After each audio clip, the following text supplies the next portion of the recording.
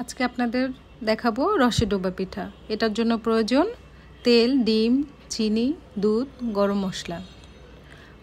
প্রথমে দুধ ভালো করে ফুটিয়ে নিতে হবে, তার মধ্যে একটু লবণ এবং চিনি দিয়ে দিতে হবে।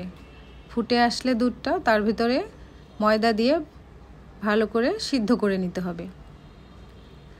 ভালো করে সিদ্ধ হয়ে গেলে অন্যদিকে চিনি শিরা করে নিতে হবে।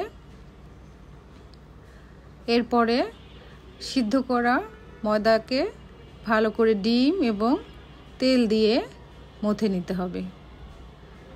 প্রয়োজন অনুযায়ী ডিম এবং তেল দিবেন। ভালো করে মথে ময়দাটাকে নরম করে নিতে হবে। এরপরে ময়দাকে ছোট ছোট লেচি করে কেটে নিতে হবে, যাতে সব পিঠাগুলো একই রকম হয়, একই সমান হয়। ভালো করে লেচি কেটে নিয়ে লেচিগুলোকে ভালো করে মলে নিতে হবে। এরপরে এই পিঠেগুলো আপনারা সাজ দিয়ে তৈরি করে নিতে পারেন, আবার হাতেও তৈরি করতে পারেন। সাজটাকে ভালো করে একটু তেল দিয়ে ভিজিয়ে নেবেন। তারপরে আস্তে আস্তে পিঠেগুলো চাপ দিয়ে তৈরি করে নেবেন। সাজের সাহায্যে তৈরি করা ছাড়াও আপনারা হাতে তৈরি করে নিতে পারবেন। বিভিন্ন ধরনের ডিজাইন করে পিঠাগুলো বানানো যায়। পিঠাগুলো বানানো অনেক সহজ, খুব কম সময়ে পিঠাগুলো তৈরি করা যায়। আপনারা বাচ্চাদের টিফিনের জন্য এই পিঠাগুলো তৈরি করে দিতে পারেন। আমি কয়েকটা ডিজাইন আপনাদের দেখিয়ে দিচ্ছি, এরপর ডিজাইনগুলো আপনারা নিজেরাও করে নিতে পারবেন।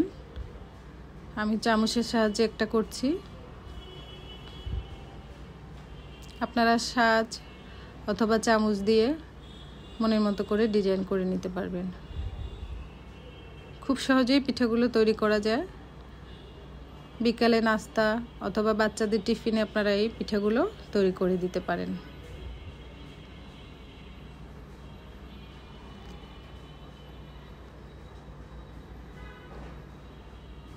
আমি আরও এক ধরনের দেখাচ্ছি। বেনির মতো করে এই পিঠাটা তৈরি করতে হয়। বেনির মতো করে পিঠাটা আস্তে আস্তে করে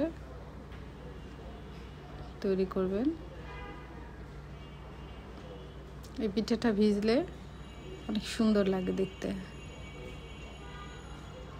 একটু ভালো করে আটকে দিবেন, যাতে তেলে ভাজার সময় ভেঙে না যায়। চুলের উপর তেল দিয়ে একটু ভালো করে গরম করে নেবেন।